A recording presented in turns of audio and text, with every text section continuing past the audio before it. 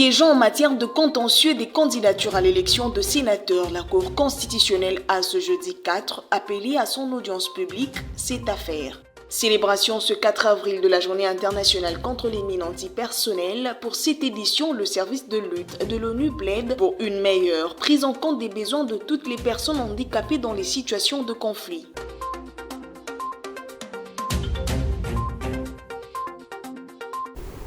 Il est 19h30, si vous nous rejoignez, bonsoir et bienvenue à la grande édition sur la chaîne du repos. La Cour constitutionnelle a ce jeudi 4 avril 2024 siégé en matière de contentieux des candidatures à l'élection de sénateurs. La Cour a donc appelé à son audience publique 7 affaires, dont celle opposant Makilingo, candidat indépendant à la liste du regroupement politique AFDCA et CENI. Regardez. Comme le prévoit le calendrier réaménagé de la CENI, le contentieux des candidatures des sénateurs débuté le 29 mars se poursuivent. Pour ce 4 avril, 7 affaires ont été appelées à l'audience, à savoir le RCE 007 opposant Makilingo, candidat indépendant à la liste du regroupement AFDCA et à la CENI. De l'autre côté, Joseph Nanga, candidat indépendant, s'oppose à la candidature de Jean Bakomito pour dépôt tardif du dossier. Nous l'expliquons par le fait aussi, Monsieur le Président, que lorsque vous lisez l'article 16, à son alinéa 3, lorsqu'on prévoit qu'après le délai, les 5 jours qui suivent, on peut faire un retrait, on peut faire un ajout, on peut faire la substitution, vous remarquerez que, parce que les autres vous diront que c'est possible qu'on fasse la substitution ou l'ajout, mais je fais remarquer à la Cour qu'on ne peut pas faire un ajout, par exemple, lorsqu'il s'agit d'indépendants, mais pour un parti politique. Analyse et examen de rapport du BRTC Isiro pour le compte de la province des Hautes-Ouélé, la plénière de la commission électorale a conclu que le dépôt a été effectué dans les délais et dans le respect de la loi électorale en la matière. La notion ici, c'est la notion de liste. Et lorsque vous interrogez les articles 16, 17, vous remarquerez que le législateur a donné cette possibilité à toutes les listes qui compétissent dans la circonscription, qu'elles soient une liste présentée par les partis politiques, regroupements politiques et même la liste des candidats indépendants, d'opérer pendant cette période cette gymnastique légale d'ajout, retrait et substitution. Ces 2 affaires se trouvent parmi les 7 dont les arrêts seront prononcés le 5 avril 2024. La République démocratique du Congo se prépare pour l'élection des gouverneurs prévue le 29 avril prochain. Selon un communiqué de la centrale électorale, pour les Kinois, les attentes sont élevées pour le prochain gouverneur qui, selon leurs propos, devra faire preuve de leadership, initiative et de suivi pour redorer l'image de cette ville, reflet de la République démocratique du Congo. Bénédicte Kokimoïse Ambavoussine, ce reportage. Pour ce Kinois qui se dit être attristé par l'état de la ville, le prochain gouverneur devra relever les défis environnementaux et sanitaires de la ville. Pour les prochains gouverneurs, d'abord l'assainissement de la ville de Kinshasa. C'est quelque chose qui est très important. Aujourd'hui, si nous tombons malades à chaque fois, c'est parce que notre ville n'est pas assez.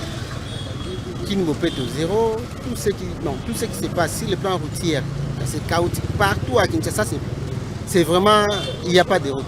Une collaboration avec le bourgmestre et les chefs des quartiers en instaurant le service d'hygiène sont là aussi les propositions. Gouverneur Nabiso Oya Koya, Oya Sika, Tozo Nazo Pesaye conseil à collaborer n'a chef de quartier, bourgmestre. Le prochain gouverneur devrait collaborer avec les chefs de quartier et bourgmestres, avec un suivi au service d'hygiène, et la population elle-même a aussi sa responsabilité. Les policiers prélèvent des taxes sans s'assurer que l'entretien de l'environnement a été fait. Il faudrait l'instauration du salongo. Hygiène exacte, service, la police il faut aya asali sa salongo batumba sali amoni kete place oyo basali salongo ezala lisusu te. La question de suivi de l'exécution de tâches d'assainissement et de maintien de la ville est aussi en souffrance, déclare ce Quinois. À Kinshasa, vraiment, et l'origine de salité et les usines plastique. Kinshasa, les usines plastiques sont auteurs de l'insalubrité. Le service d'hygiène n'existe plus. Le gouverneur doit disposer des véhicules de grand tonnage pour une grande capacité d'assainir la ville avec un lieu défini d'évacuation. Vraiment, vraiment, attend le problème à la police. Parce que la police, le gouverneur devrait regarder de près la situation des agents de suivi de Salongo.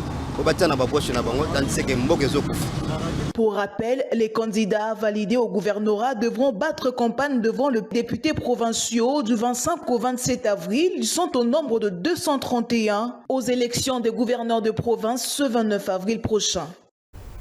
Et cette information en brève, Judith Suminwa, Premier ministre de la République démocratique du Congo, a échangé avec Augustin Kabouya, secrétaire général de l'UDPS et informateur désigné par le président de la République. C'était le mercredi 3 avril. Aucune déclaration publique n'a eu lieu après ces échanges qui seraient autour de la formation du prochain gouvernement.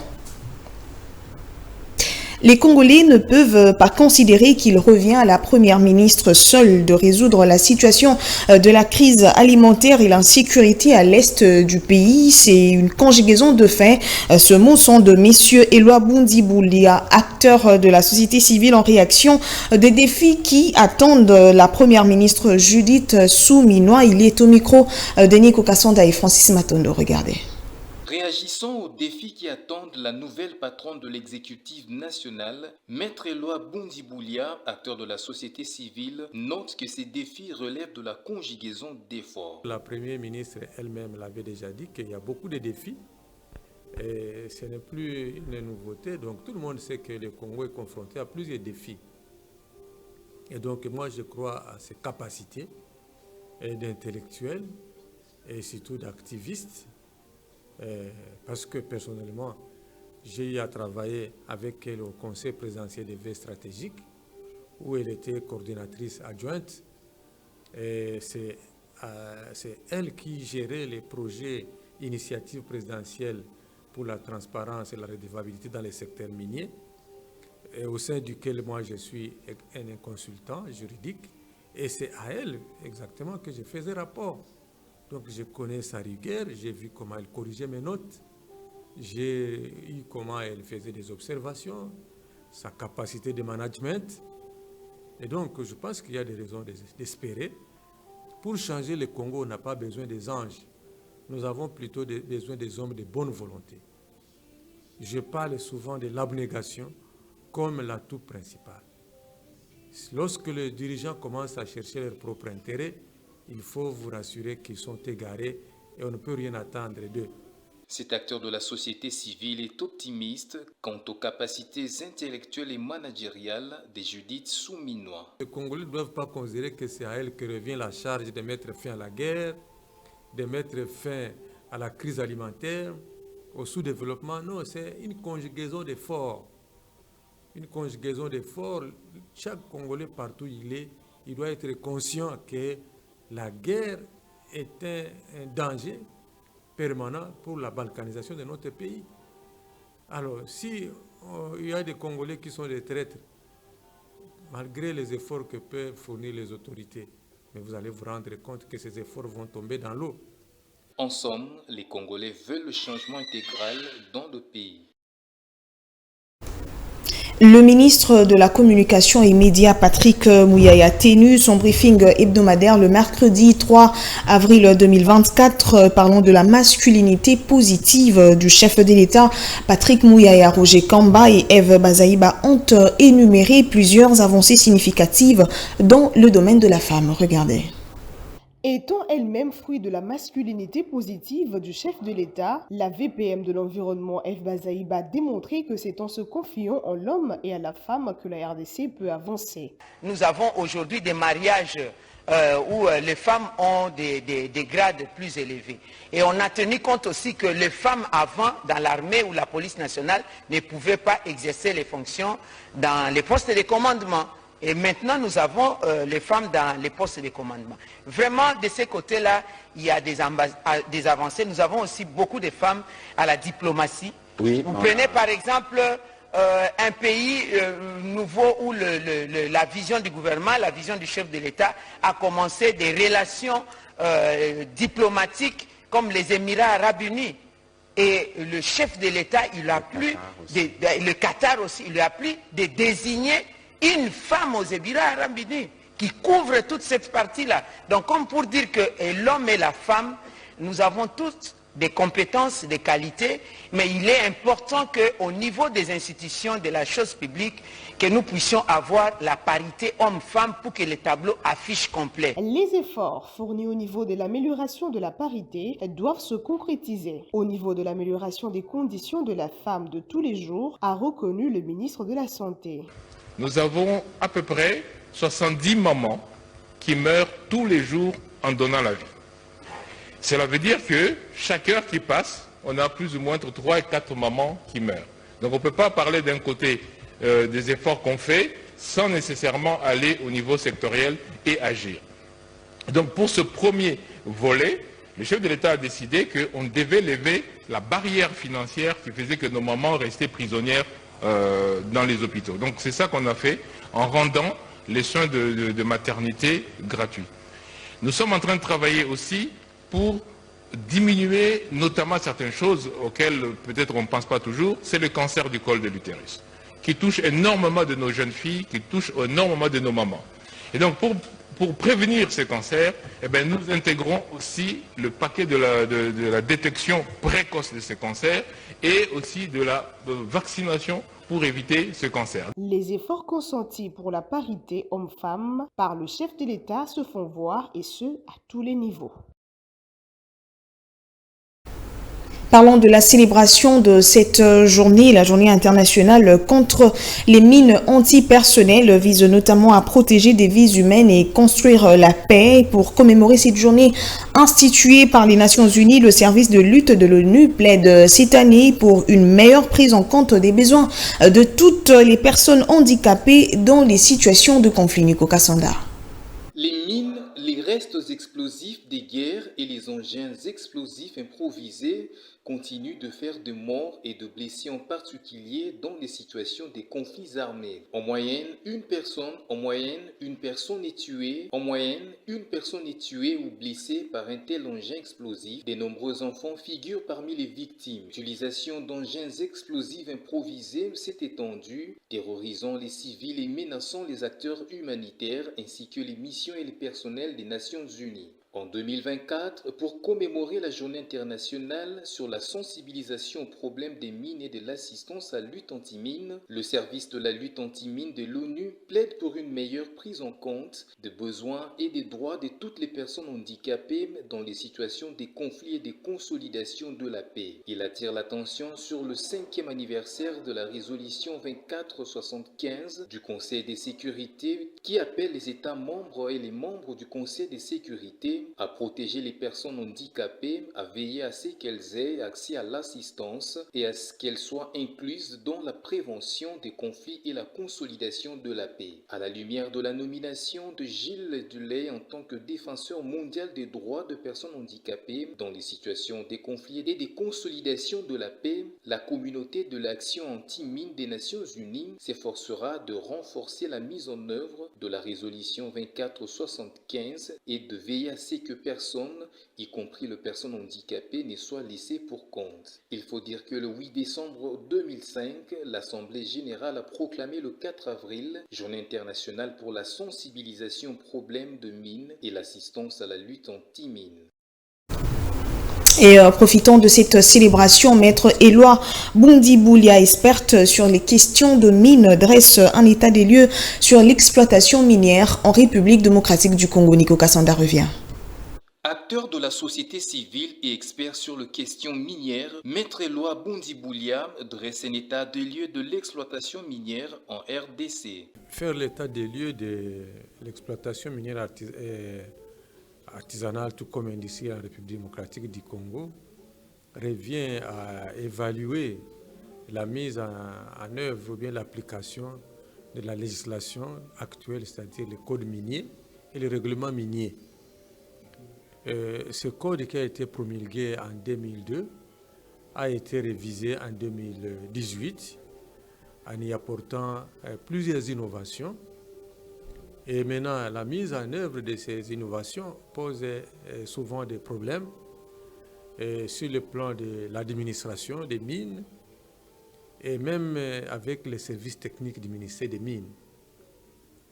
Donc, nous estimons que de nouveau, 5 ans après, il faudrait envisager une nouvelle révision du code révisé en 2018 pour tenir compte des réalités actuelles. Cet expert revient également sur les conditions requises pour l'exploitation de ressources minières congolaises. Les conditions requises sont reprises dans la loi. Pour l'exploitation minière artisanale, industrielle plutôt, il faut solliciter un permis de recherche qui sera transformé en permis d'exploitation sur une concession bien déterminée.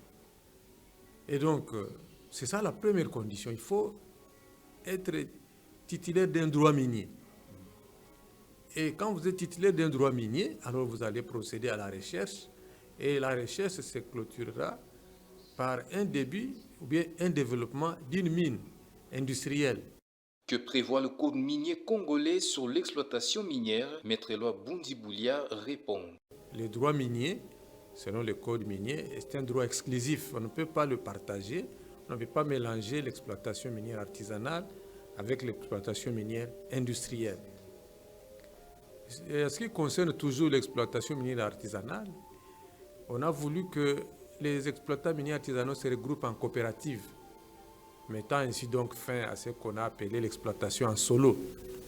Il faut dire que l'exploitation minière illicite entraîne des conséquences néfastes sur l'environnement. Toujours dans ce chapitre, le coordonnateur de la synergie des luttes anti-mines au Nord Kivu dresse un bilan de 74 victimes, dont 33 personnes décédées par bombes larguées et engins manipulés au Nord Kivu depuis janvier 2023 à ce jour. Marion Gavo l'a fait à l'occasion de la célébration, bien sûr, de la journée internationale contre les mines antipersonnelles ce jeudi 4 avril 2024. Nico Kassanda et Rachel Maviti signent cet élément.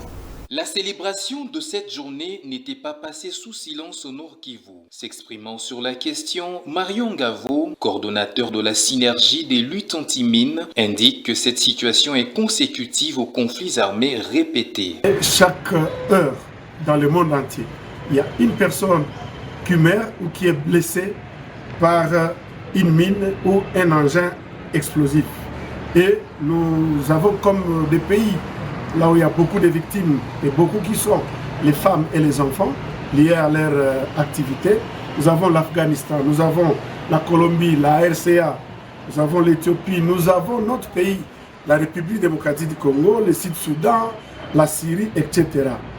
Et c'est lié au conflit armé répétitif dans deux pays, dans cette thématique de lutte anti-mine. Marion Gavo est également revenue sur le pilier anti-mine.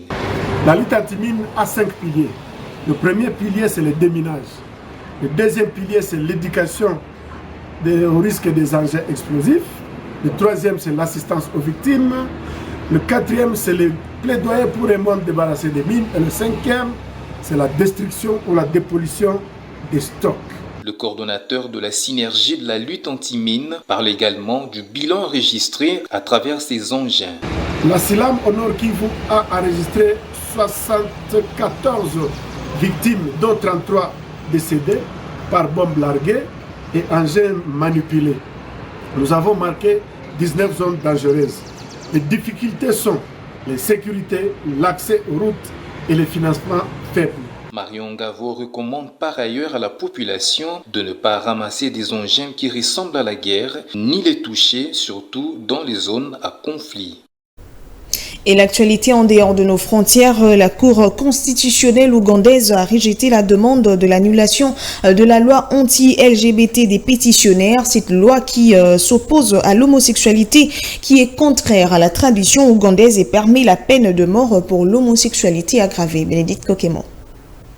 Cette loi anti-LGBTQ a été confirmée le mercredi par la Cour constitutionnelle ougandaise. Cette loi est maintenue malgré les appels des activistes pétitionnaires qui comptent faire appel, qualifiant cette loi d'injuste. C'est en 2023 que cette loi a été signée par Yoweri Museveni. La loi anti-LGBTQ est reçue et perçue comme une préservation des traditions ougandaises qui s'opposent à ce qu'ils appellent un comportement importé de l'étranger.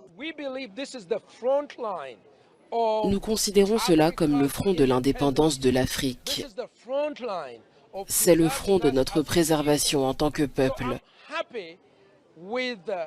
Par conséquent, je suis ravi de la décision et du jugement prononcé aujourd'hui. L'homosexualité n'est pas appropriée. Elle comporte de nombreux inconvénients et elle gâche la vie de nombreuses personnes. Pour moi, la décision du tribunal est bénéfique à tous les Ougandais.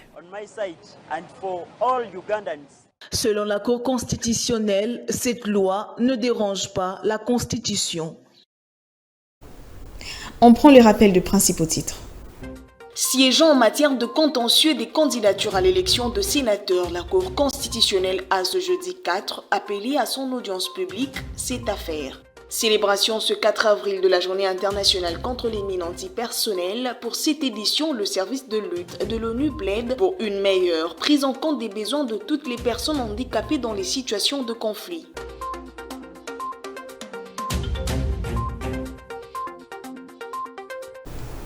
Shadrach Ntachomba vous présentera le bulletin de 13h demain. Moi, je reviendrai à 19h30 pour la grande édition. D'ici là, portez-vous bien. Au revoir et bonsoir chez vous.